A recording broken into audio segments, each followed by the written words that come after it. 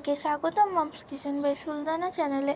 আজকে আমি খুব সহজ আর মজার একটা রেসিপি শেয়ার করব, ডিম ভাজা দিয়ে মিষ্টি কুমড়োর তরকারি। তো খুব অল্প উপকরণে আমি তরকারিটি রান্না করব, খেতেও অনেক মজা হয়। এখানে আমি প্রথমে তেল দিয়ে দিচ্ছি একটা কড়াইয়ের মধ্যে। এই যে তেলগুলো গরম হয়ে গেলে আমি জিরা দিয়ে নিচ্ছি। আপনারা চাইলে জিরা দিতে পারেন, আবার নাও দিতে পারেন। ওই যে গরম হয়ে যাচ্ছে, দেখতেই পাচ্ছি।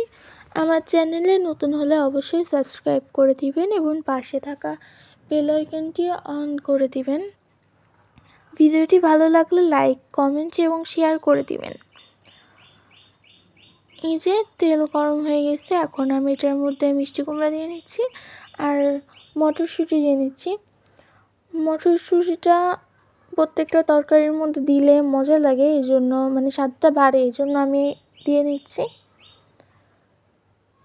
এখন এখানে আমি পরিমাণ মতন লবণ দিয়ে নিচ্ছি। এরপর দিব হলুদ। এখন এখানে আমি পেঁয়াজ বাটা দিয়ে নিচ্ছি, জিরা বাটা, সরিষা বাটা, রসুন বাটা, এরপর এখানে কাঁচামরিচ বাটা দিয়ে দিচ্ছি পরিমাণ মতো। আপনারা ঝাল বেশি খেলে বেশি দিতে পারেন, আবার কম খেলে কম দিতে পারেন। আমি আমার পরিমাণ মতন দিচ্ছি। এখন ভালো করে নেড়ে নিব এটা।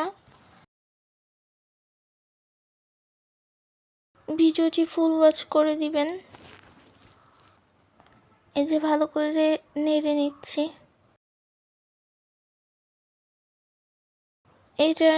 এটার মধ্যে ডিম দেওয়ার জন্য আমি আগে থেকেই ডিম ভেজে নিয়েছিলাম।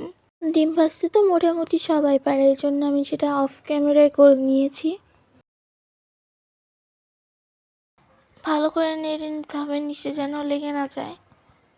আবার চুলার জালটা বেশি দেওয়া যাবে না।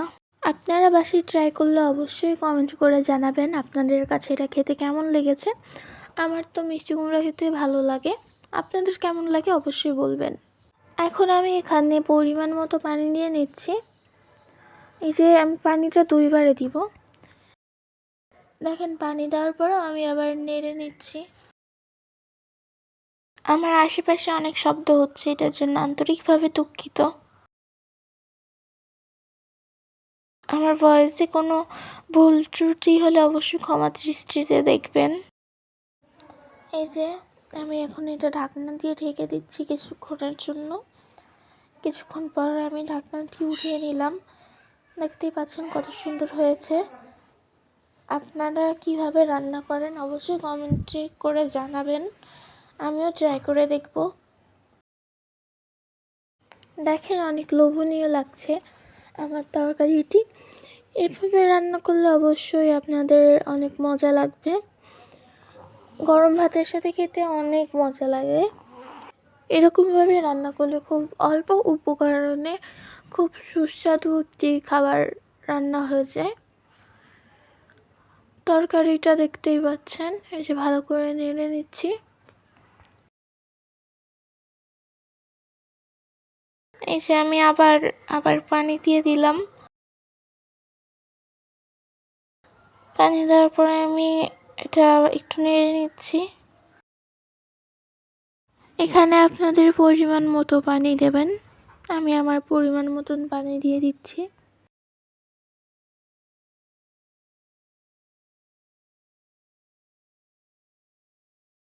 আমার কাছে মনে হলো আর একটু পানি দিলে ভালো হবে, এই জন্য আমি আর একটু পানি দিলাম।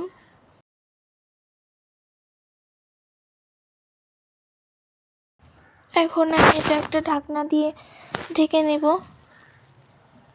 কিছুক্ষণ রাখবো।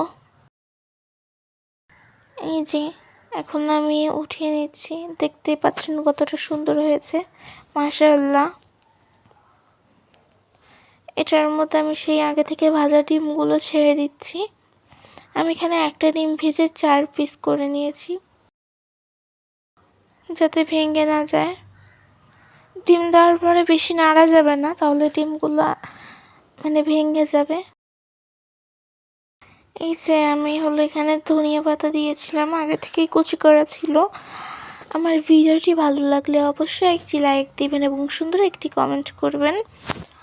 একটি ভিডিও বানাতে অনেক কষ্ট হয়, আপনাদের সুন্দর একটি কমেন্ট দেখলে আমাদের মন অনেক ভালো হয়ে যায়। এই যে কি অসাধারণ হয়েছে দেখতেই পাচ্ছেন।